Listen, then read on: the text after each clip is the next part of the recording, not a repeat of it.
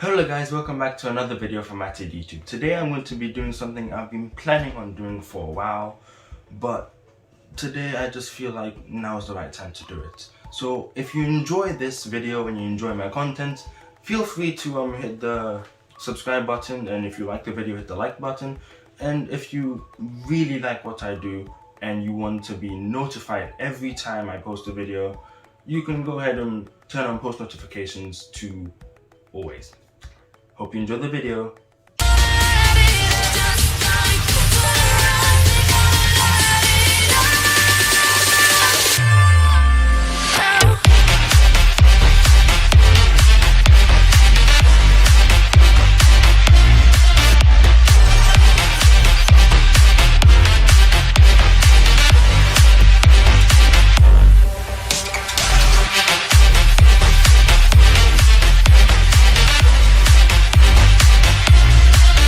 Okay, so GT in general is this type of show that is like a continuation from something that you really liked, but then it kind of cuts on to like, oh, let me minimize the expectation of most things. Now, the first part that I'm going to be talking about is practically just the Black Star Dragon Ball Saga.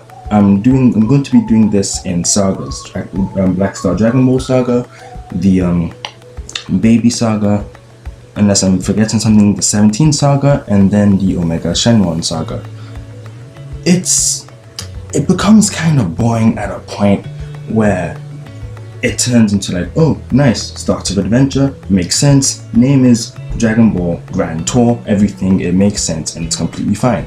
And then it turns into this weird, wacky adventure of finding random robots in the sand. And then, okay, don't get me wrong, I don't hate the show. I think it just doesn't really, it's not what you would expect from something from Dragon Ball. Let's take Dragon Ball Super for example. The first thing that you saw was a new transformation. Now in Dragon Ball GT, the first thing you saw was Goku turning into a child. It's not really a transformation because he's just getting younger, nothing at all. If anything, his power level decreased instead of increased. So straight off the bat, you have something different from what normally happens in Dragon Ball. It's not the normal thing that happens. Now back to the Black Star Dragon Ball Saga. It's one of those sagas that are just weird, wacky. You go on an adventure and you just find this random robot out of nowhere. Like, okay, it's like, I can't tell the difference from the filler episodes and the actual episode. It's like everything is a filler. It doesn't contribute to the story. It doesn't really make sense. We could have cut out the whole part of Giyu and nothing would have really changed. Actually, some would have changed, to be honest. The whole plot would have changed actually. But personally, there's just one saga that I personally don't like. After this saga, everything gets downright. You get back on track to something like a normal Dragon Ball thing. Like the main essence of Dragon Ball is just a bunch of fighting and it just makes it look everything cool. And since that's how the main essence of this show is supposed, what the main essence of the show is supposed to be, you won't really expect to go on a childish adventure to look for some other weird type of Dragon Ball. Yes, it is exploring the different possibilities of different types. It introduces you to that concept, yes, but it's not canon. Yes, the thing about Dragon Ball GT is that it is no longer canon due to Dragon Ball Super, which if I were to compare both of them, which expect very soon it will happen, I will be comparing Dragon Ball GT to Dragon Ball Super, it just doesn't really match up. But in the manga of Dragon Ball Super, you do find that new type of Dragon Ball. Yes, this is a spoiler, I am very sorry. But the thing is, yeah, the whole point of Dragon Ball, as I said before, is just increasing your power level. Now this is another thing. Since the main essence and point is to increase your power level, like in Z we had 3 transformations, and in Super we had technically 2. I won't count Ultra Instinct. In GT we had the least amount, just 1, and not gonna lie, it does look the best. Like, whoa, have you seen this? It's like one of the best looking transformations, apart from that very old animation style. It's just a really good transformation. It's personally one of my favorites. And some things that aren't really explained, some things that aren't really explained how it makes him, you know, taller, since he was a child when he was a child. He grew back his tail, and then he became taller. Some things of this show just doesn't add up, doesn't make sense, and I feel like there was a reason why they changed GT, and then they said, oh, no, let's get in some Super, you know, Dragon Ball Super instead. I really understand the reason why, and I get it. I don't really think there'll be more parts to this video, since I'm basically explaining some things more than just the Black Star Dragon Ball Saga.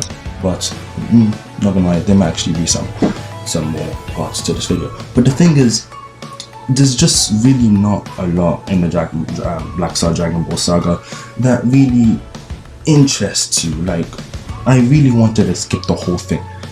I genuinely did. The first episode was, alright, sure, fine. Next episode, okay, sure, fine. A couple episodes later, I was like, oh, please, oh god, no, oh, please, oh my gosh. But when it gets to the Baby Saga, which I will be talking more in, I'll be in depthly talking about more in the next video, that's when everything starts to get real cool. Like, screw the word cool, I mean, it's just, can you see this thing? Like, it's actually really, really good. That's when I start to enjoy it. But Black Star Dragon Ball Saga is just more of a disappointment than anything. It talks about this character, you just have random villains thrown around for no apparent reason. It really just doesn't make sense. I haven't really talked about this, but it just, actually I think I have. No, I haven't talked about the villains. The villains, they're just randomly thrown around. Oh, first you have this power-hungry government. Oh my gosh, it's realistic. Oh my gosh, talking about real life. First you have that. Next you have some more random things like this obsessed, this pervert. You have a pervert, and then you have a some sort of monster that can predict earthquakes. Yeah, it's really not something you would expect. It's more lower class from what Dragon Ball used to be. Like, before we had like Majin Buu, Cell, Frieza. Like, those are incomparable. Like, if you compare a pervert to Frieza, it just, you really can't do that. It doesn't make sense to me. But that's the only part that I personally don't like about Dragon Ball GT. I have watched the rest and it is mad sick. I personally like it. Goku SSJ4, Super Saiyan 4 Goku is like one of the best things in the entire show. Yeah, it's disappointing that there's only one new transformation, which I don't really see how we refer, but I don't really see how Goku lost his eyebrows and grew some hair, some more hair anyways. But yeah, genuinely, I just personally think that Black Star Dragon Ball Saga was a disappointment. Really disappointed me, but the rest of it was just, it gets better later on. And I personally just wanted to say my personal opinion on the saga.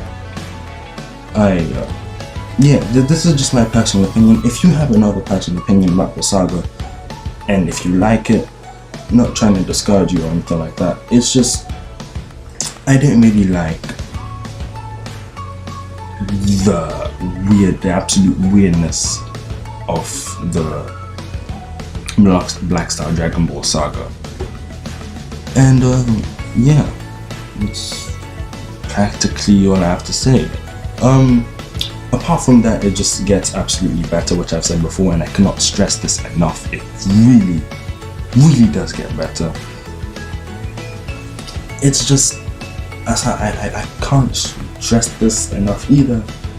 I personally think that the Black Star Dragon Ball saga was a bit of a disappointment. It ended on a great note because it ended. Not just that, but it ended on the start of the Baby Saga, which was one of my second favorite sagas. And yeah, you don't really see that much from Goku or anything like that in the Black Star Dragon Ball saga. Nothing new. He just went Super Saiyan once, and in the Black Star Dragon Ball saga anyways, and that was a really big disappointment for me. Yeah, that was again adding on top to the disappointment of the saga. It didn't really add anything to the main story. It's just yeah, but Super just, it's a good thing this whole thing was erased, kind of, as you can see. But I'm glad about one thing. It's not in this saga, it's later on, but I'm glad about one thing. They actually introduced Oob, which I personally like. He was shown briefly being, absolutely slap talked by Goku, slap talked to by Goku, and yeah, I just appreciate that they added Oob. Even in Super, they didn't add Oob. And again later, that's the beginning of the saga. Actually, that's one thing that I appreciate that isn't that much of a disappointment for me. Thank you very much for watching, and I'll see you guys in the next part of this video. See you later. Thank you for watching.